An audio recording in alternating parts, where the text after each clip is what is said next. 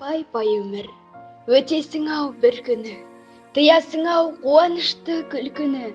Өмір дейтін бір жарқ еткен найзағай, өмір дейтін көк аспанның күркірі.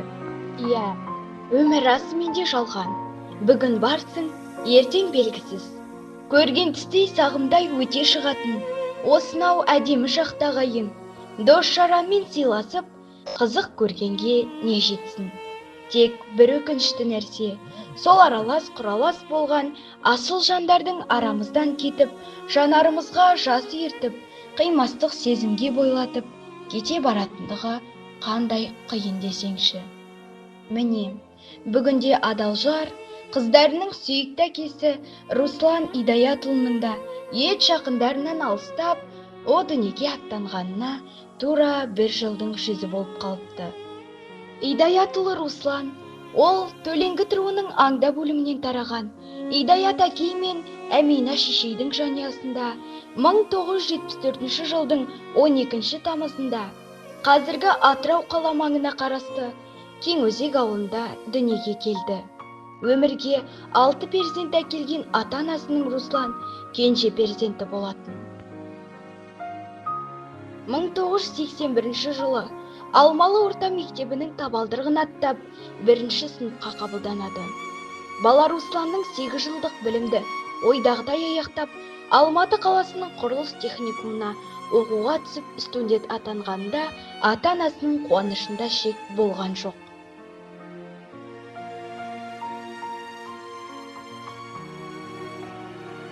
Архитектор мамандығын алып шыққан Руслан өзінің еңбек жолын Маңғыстау болысына қарасты бұрғылау мекемелерінің бірінен бастайды. Бертін-келе автомобиль жүргізушісі қызметінде әртүрлі компанияларда еңбек етті. Қала ішінде маршрутта жүретін автобусты жүргізіп, артынан өзінің жеке меншік қызметіне ауысып, газельмен қала іші, қала маңы тұрғындарын тасымалдап, халықтың алғысын алды.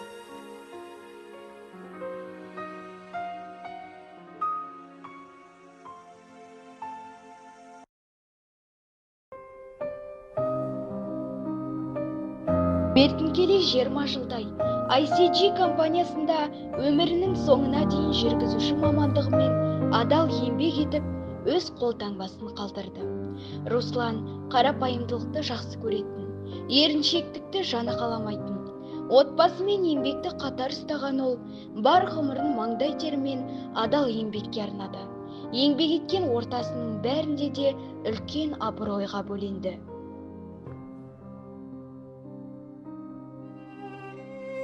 Гүлнарды жолықтырып, 2000 жылдың қазанында шаңырақ көтердім. Бұл өмірде қай адамның да армандайтыны ұрпақ қызығын көру ғой. Мейірімді Руслан қыздарын өте қатты жақсы көретін. Айданасын қара қызым, Нұрайжанын дара қызым деп, арайын тәп-тәттім деп еркелететін. Бақытты жанұя жарастықта, сыйластықта ғұмыр кешіп жатқан еді. Иә, сол бір күн есімізде қалыпты. Сондағы халіміз өң мен түстің арасында еді. Бірақ сенбедік, иланбадық. Уақыт келсе, жаста жағдайды талғамайды екен Сұмажал. Досынан келген Сұмажал оған қуанышты сәттерді әлі де көрсетуді маңдайына жаздырмаған екен. Руслан енді жоқ деген суыт хабар бауырларының да өзегін өртеп кетті. Балаларын құшақтап, қашанда жарының жанынан табылу оған тым аз бұйырды. Оның қазасы барша әулетті, бауырларын қайғыдан қан жұтқызды. Оның артында жоқтап, адал жары, қыздары, ағайын тума, дос-жарандары қалды. Русланның армандары көп еді. Қыздарын ұзатып ол, қызықтарды Гүлнармен, ағайын тума, дос-жарандармен бірге көрсек дейтін. Алайда кенеттен келген Сұмажал 2025 жылдың 6 наурызында 50 жасынан асқан бақытты әкені арманына жеткізбей алып кетті. Осы бір өткінші дүниеде ізгілік пен адамдықты ғана пір тұтып жүрген ортасына сыйлы болып өткен абзал жан ағайын туғанын, ел жұртын тастап мәңгілік жер бесікке кете барды. Десек те, оның артында қалған аға-апалары сағынышпен бұлай еске алады. Кім бауырын сағынбас бірге туған, әр қылығы жүрекке сағындырған, ортамызда болмаса да бұл күнде, кете бардың арманда қайран жалған.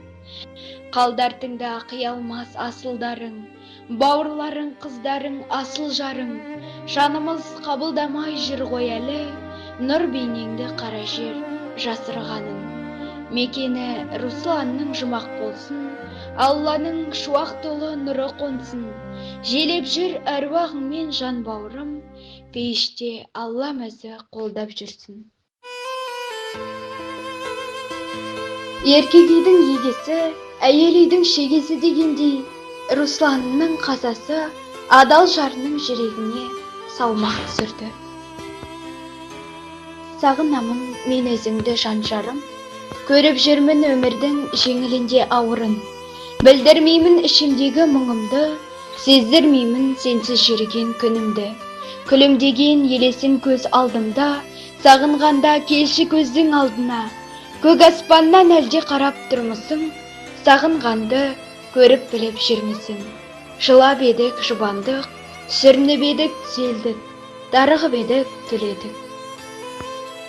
Бәрі де арттағы ұрпақтың, бауырлардың амандығы. Сенің ғана жоқтығың болмаса, басқамыз шүкірміз ғой.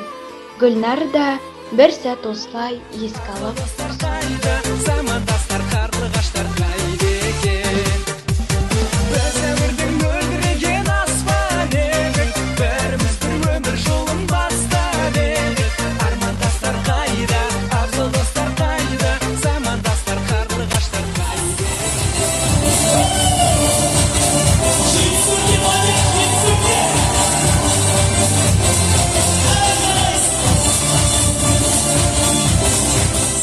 Өлкемізге тағы да бір жылдың көктемі келді.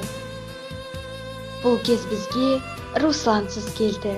Осылайша ортамызда жарқын мінезімен жарқылдап жүретін марқұм жанның ғұмыры, кіндік қаны тамған, дүние есігін ашқан жерде орналасқан Төрткүлбай қауымында мәңгіге тыныстады. Өмірден өткеніне бір жылдың жүзі болса да, ардақты Руслан Идаятұлын сағынышпен еске ала отырып, мәңгі өшпес рухының алдында басымызды иеміз. Жатқан жері жарық боп, Алланың рақымына, пайғамбардың шапағатына шомылғай. Жанымыздан жырақтаса да, ізгі бейнесі біздің жадымызда мәңгі сақталады. Сен біздің әр күні дұғамыздасың. Жатқан жерің жәннат, алдың пейіш, артың кеніш болсын. Абзалжан, адалжар, аяулы әке.